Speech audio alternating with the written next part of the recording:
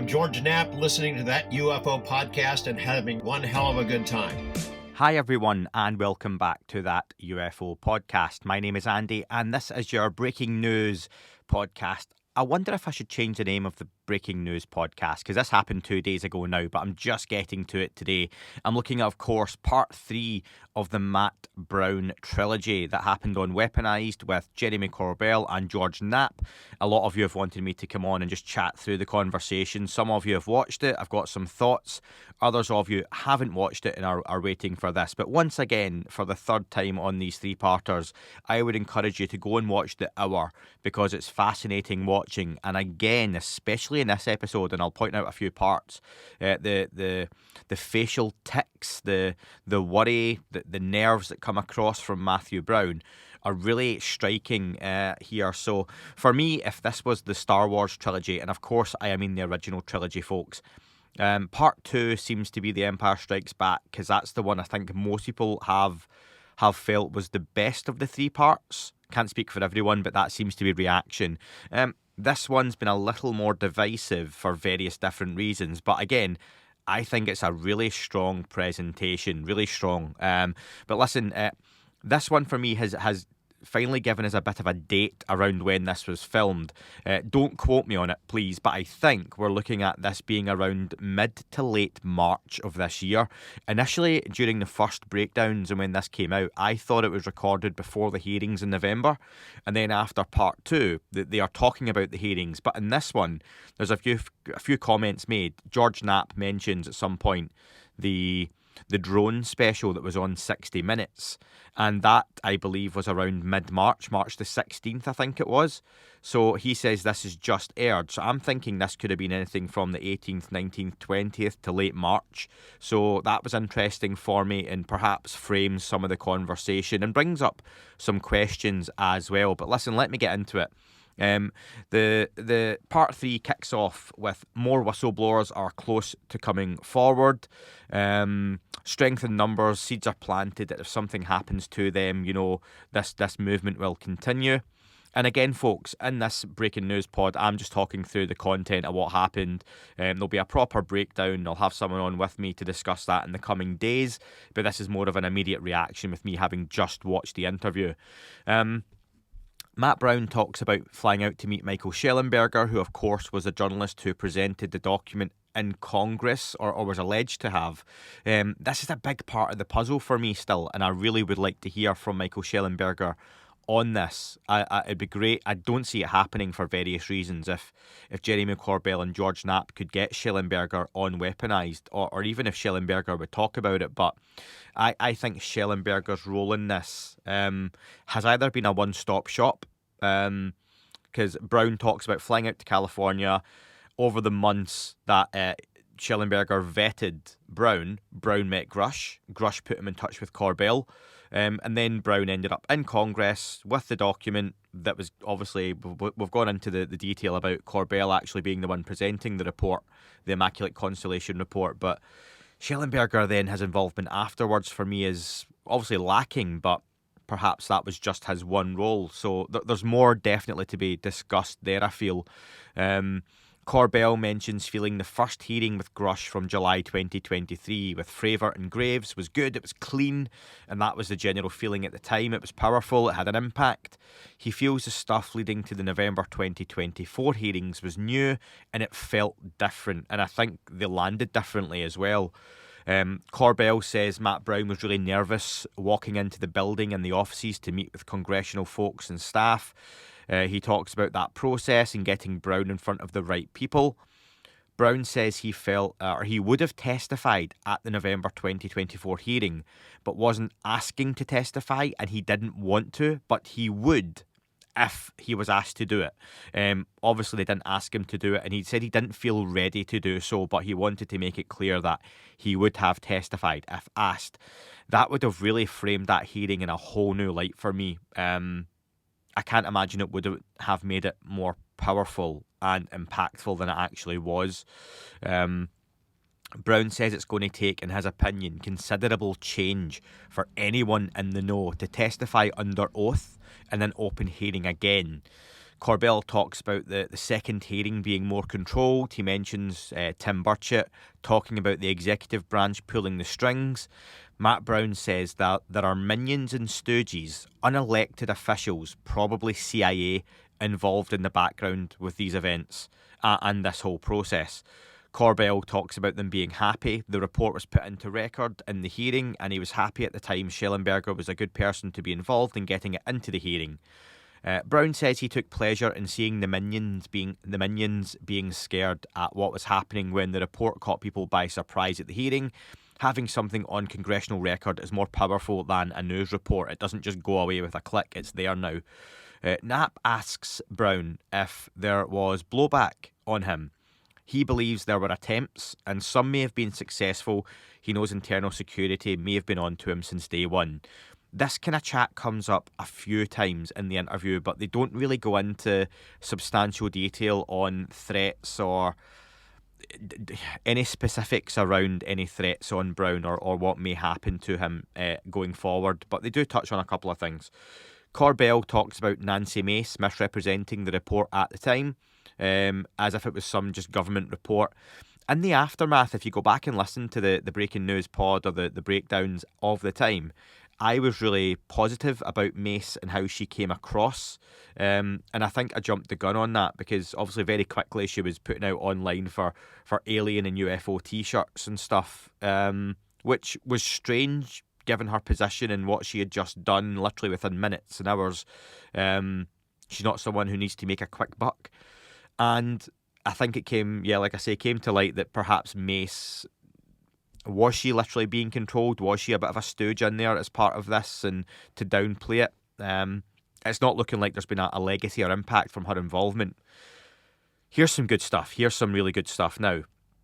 They talk about part of the report mentioning large discs using clouds as concealment. So Corbell says it sounds like Matt had seen visual evidence of this. He asked Brown to explain what it was like seeing. Brown says it was a satellite feed above, obviously from space.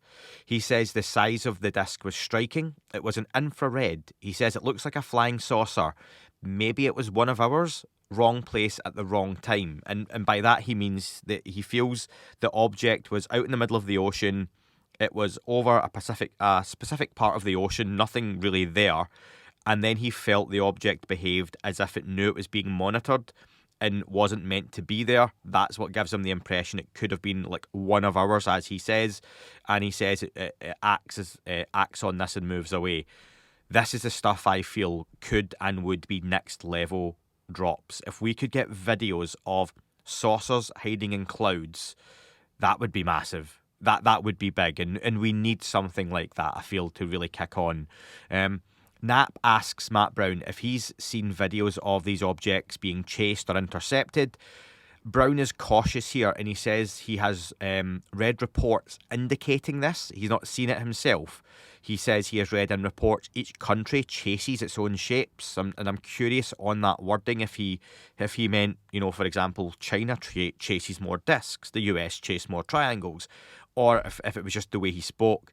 Knapp confirms with Brown that these are that they're more being monitored or chased than shot on or acted on, for example, and Brown seems to confirm that. Knapp talks about Russian warplanes actually crashing with pilots having died after shooting on UFOs, and after those incidents in Russia, pilots and military being told to no longer engage these objects. Again, I love this aspect of the conversation because it goes a little bit speculative, but this seems to be at least a reasonable level of informed speculation on the part of Corbell, Knapp and Brown. Corbell asks, why so many different shapes? It seemed to be one point it was simple. UFOs were flying saucers, and it was a simpler time. Don't we all think so? Brown says he believes they are made for purpose, having specific uses depending on the shape. Now, this isn't new information or new thinking. This has been said by many folks over the years and decades. Again, we're looking at Matt Brown in the context of the report, the information he's been exposed to and his role, that's something worth noting there, definitely. Knapp sort of asks him about, over the water and the water playing a large part in this, or has he seen very large objects go in and out of bodies of water? Brown says he hasn't seen large objects, but has seen small to medium-shaped objects. He's seen it in video and had these incidents described to him. Corbell asks about, and this was interesting, change of speed or inertia. Brown says these objects act as if the water isn't there. So again, folks, just to picture in your head, if you see a diver jumping off a high diving board, they go down at some speed, but then they hit the water and they slow. And we've all seen that almost slow motion video of a diver going into the water, no matter how aerodynamic their shape or position, and they slow down and come to a stop. He's saying it's as if the diver would just keep going and the water's not giving any kind of force or pushback or resistance. So really interesting to see if that data is available, if those videos exist. That would be really interesting, because a lot of the content we do see tends to be in infrared and stops when the object seems to go into the water. There's a lot of chatter around sort of stuff like that at this point. I would encourage folks to go and watch that. I'm not going to read the interview verbatim as much as I'm covering the main points. Knapp goes in to talk about the Tic Tac being a good and clear image. Even though folks complain about blurry images, he asks why the public don't see crystal clear imaging. Brown says it's a product of the education system, a lack of general curiosity of the topic, and arrogance. People grow up with so much stigma and mythology, it's easy for them to dismiss the topic. Knapp asks if perhaps force fields around the craft cause issues. Brown says maybe this is why certain shapes are harder to observe than others. Active camouflage has been seen in play. Perhaps it's the skin of the craft. He has seen evidence of fields, multiple fields, plural, around the craft. Corbell mentions that it could be what you actually see when you see a UFO, or certain UFOs are part of a greater structure, which is interesting, that idea. It's incredible that the interesting craft we may be seeing are just part of something else. They're a distraction. They're what they want you looking at when, the left hand is what you're looking at, but the right hand's doing something else. Really interesting. It goes into ideas of, perception management, and if 5 people all looked at the same object, are they seeing different things? Is that truly the object that's there? Are these things interfering with sensor systems? Who knows? But there's a really interesting depth of conversation around that to be had. Knapp talks about the 60 Minutes special on the drones having just aired, which makes me think this was recorded mid to late March. Brown takes it that if you're paying attention to mainstream media, this is all propaganda, that the reactions, the reporting on it, that it's controlled, and he names all the kind of big mainstream media sources. He says MSNBC, Fox News, CNN, the New York Times, it's all controlled propaganda. He was disappointed with the government reaction of the events, and including the Trump administration at the time as well. He says he feels, going from even Biden to the Trump administration and how it was reported on and how this gets reported on, is that if they admit they have no control over what's in the skies, it's an admission of weakness, and to admit weakness is to admit defeat. So it's that, that trait that the mightiest militaries on the planet, the Russians, the US, the Chinese, don't want to admit they don't have control over their own skies or the technologies that may or may not be interfering with them. Corbell makes a point here that I agree but also disagree with, that people need educated on what exactly they're seeing, and people who want to be educated, when they see a thermal image, that it's one thing to complain it's blurry and not clear, but it's very difficult, and it's actually impressive to catch an object 100 miles away, from the camera in the middle of the night, because an IMAX camera, which would be beautiful 4K, 8K, wouldn't even see that at night time anyway. I agree with that thought, but also we need better than thermal and infrared, because the general public at large aren't interested in the quality of the recording, even though it was 100 miles away at night time, and the shape. They want to see something HD, crystal clear. And I think we're getting to that point. We do want to see that kind of stuff. As much as I find the infrared stuff interesting with the context and all, but I get the arguments for and against that. Brown here goes in to talk about the international cabal situation, that they have taken this topic, this situation, this phenomenon, and made it the source of their wealth and power. He says it doesn't make him feel good. Corbell mentions astronaut Edgar Mitchell saying something similar to him in one of his final interviews. Corbell asks Brown if he's scared, and Brown says it comes in waves. Yes, he is scared, but he makes a conscious effort to not let fear ruin his life. He says, and it's really powerful stuff here, especially towards the end of the interview, folks. Even if you go and watch the last 20 minutes, it's really powerful. He says it's the right thing and the necessary thing. Knapp asks him if talking to them gives him protection. Knapp asks about, if the brakes were cut in your car tomorrow, would you feel at least that would be looked into? And he says, yes, but don't focus on that. If it does happen, focus on the mission. Brown says that the seeds have been planted now by, I imagine it sounds like, the folks in the background controlling this, that he will have to pay for in the future. Knapp asks Brown about his future, his outlook, working for government again. Brown says his career and job is dead now, with the government having a file on him. He says he's been doing this for 4 years now and has till now had no allies or people to talk to. He talks about how lonely it's been, how difficult it's been, but he says he has found them now. He has allies, he has friends, and there is more of us. This doesn't stop. He looks worried and scared as they talk about people being killed for knowing too much. Matt Brown says he believes people have been killed for trying to get the truth out, or they were considered wild cards, had outgrown their use, or were difficult to control. You feel sorry for Matt Brown here. He says he wants to spend time with his wife, his family. He doesn't want to spend it in a cell. He does then say, and I'm going to try and quote here, "This is the fate of our people, and I am willing to pay that price." And that's a heavy comment, folks. This isn't what he wanted to do. You could see his mouth twitching here, and if you watch around his mouth and his cheeks, you can see that he's speaking so well and clear, but this is difficult for him to say. Knapp asks him about, gaming out what happens next, and Brown says, there is more than me, more would come. I could say more if I wanted to. He hopes this, him coming forward, arises a new level of public interest, but he says it needs to be more than him that come forward. I think we saw that from Grush. He pleads to members of the military and intelligence that the time is now to honour your oath or your orders, and if you're going to honour your orders, to step aside. Apologies for the Scottish accent with the word orders, folks. It's too many R's. Corbell knows people are coming forward. He says him and Knapp have recorded with others who are coming forward. He urges people, I'm urging you to watch this moment, as I think Brown's face tells a story. He asks Brown to talk about being able to explain more. Brown says he didn't write everything down. What you've seen in that report isn't everything he knows, and he knows more than he lets on. He explains there are things out of order in the report, there are missing sections, and this is deliberate. He has told someone, at least one person, additional information, but wouldn't elaborate anymore. We start to march towards the final minutes of the interview here, and Corbell says, why should folk believe what you are saying? Why should people believe in you? He says, I was there, I lived it, I researched it for years.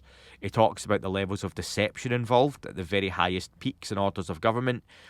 Says he feels as a human being, he's sacrificing a lot for no gain. And I believe that, folks, with him here as well. And I'm intrigued to know your thoughts and opinions. He can't think of anything more pressing than the nation being deceived for an elite few to benefit.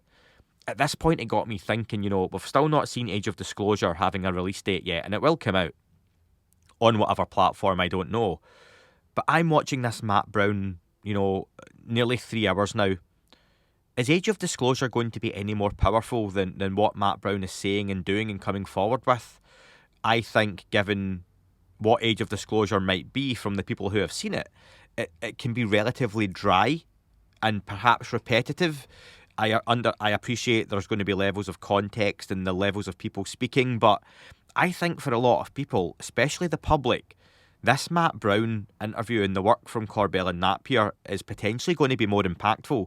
And is it breaking into public consciousness? I was happy to see that Weaponized was the number one podcast in the science charts on Spotify, which is great, because that does indicate an increased level of public, scrutiny and attention. But is it enough? I don't know. So I'm interested to hear what people think, actually. Get in touch with me on that. Use the new website, folks. Go to thatufopodcast.com and use the contact form, ideally, because I get that straight to my email inbox. And let me know what you think about Brown's testimony and what he's saying and the content of it compared to what Age of Disclosure may offer with the multiple talking heads. Knapp asks him about thinking big picture on who or what they are, talking about the intelligence behind these objects, and any reason some of this should stay secret. Brown is really, really confident how he speaks here. He says, no, the only reason for secrecy is fear and greed. As for the public reaction, he feels it will largely be indifference, unless the stakes of what are happening are made clear. I suppose in this, folks, what I'm taking away from that is if they come out and tell the public it's aliens, we think this is aliens, we think it's a non-human intelligence, the public would be indifferent to that because, and what, what next? But if they come out and say we believe, they're interfering with things, they may be malicious or whatever it may be, then the public may take more interest. So that was an interesting idea. I'd love to have more chats about that. I've got a few ideas for shows coming up in the coming weeks around these ideas.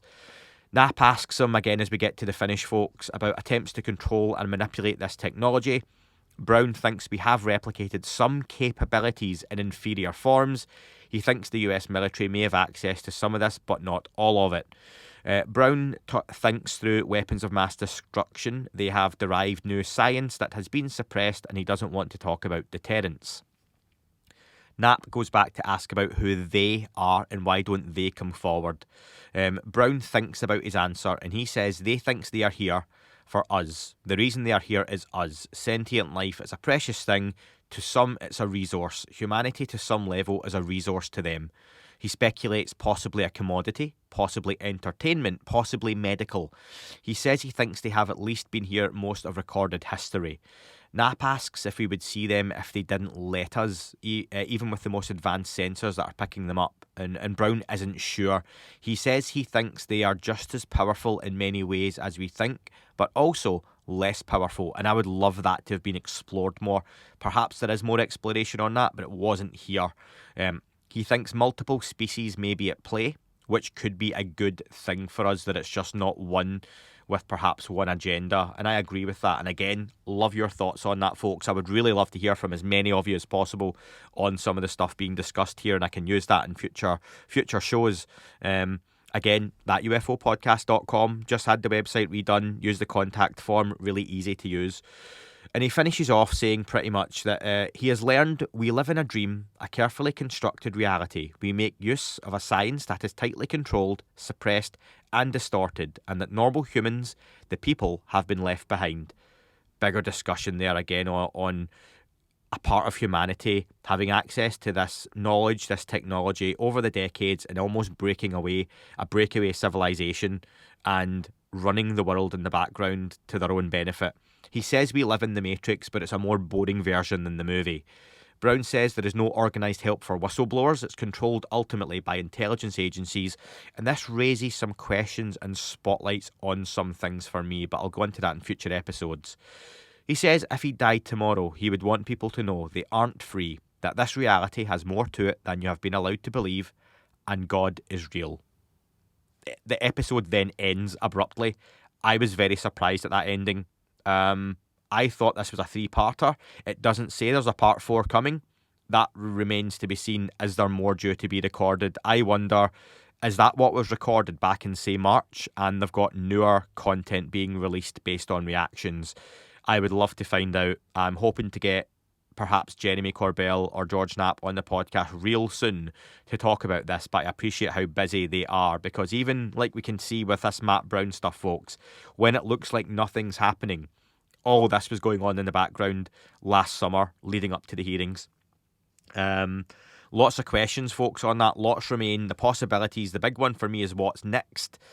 It seems to be set up for more. Are we going to hear more from Matt Brown? When are these other whistleblowers that have recorded with Knapp and Corbell due to come forward? Big question for me then, and I would love to again to know what you think. There's been no mention of Skywatcher and Jake Barber in any of this. I thought initially that was because this was recorded back in November. But Corbell and Knapp and Matt Brown don't bring up Skywatcher, and for me, that's a big question that needs answered as to why. I'm curious. Maybe it's nothing, but for me, interesting. Folks, thank you so much for listening to me blabber on now for 25 minutes. I hope you've enjoyed this kind of breakdown, review, breaking news pod on part 3 of Weaponized. Go check that out for Corbell and Knapp. I think they've done a wonderful job here, folks. I really do. I appreciate the journalism and the way this has been presented.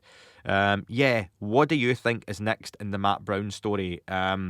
Lots to ponder on this, and there will be more shows in the coming days and weeks going into it. Just to say thank you to everyone who has watched the Peter Scafish interview. That is available online. Peter, if you don't know, is the co-founder of the Sol Foundation, a wonderful academic, a socio-cultural anthropologist, a big mouthful, but he is a really interesting guy and has some wonderful takes and thinking and ideas on the subject of UAP. Go and check that one out. Coming up next week, I've already recorded with Doug Bittner, who is a scientist, part of SCU, the Scientific Coalition for UAP Studies. That one's in the can and is about to drop over the next day or two on the paid platform. So go and check out Patreon and Apple for free trials if you're not signed up to the paid platforms. If you would sign up to those, or Spotify, type in that UFO Podcast Premium, or sign up to a YouTube membership, paying for the podcast, couple of bucks, couple of schmeckles, that's a Rick and Morty reference, not something else that I found out. Couple of dollars, whatever it is your currency is. It really helps out me, the podcast. Thank you so much for listening, folks, and I will speak to you all very, very soon.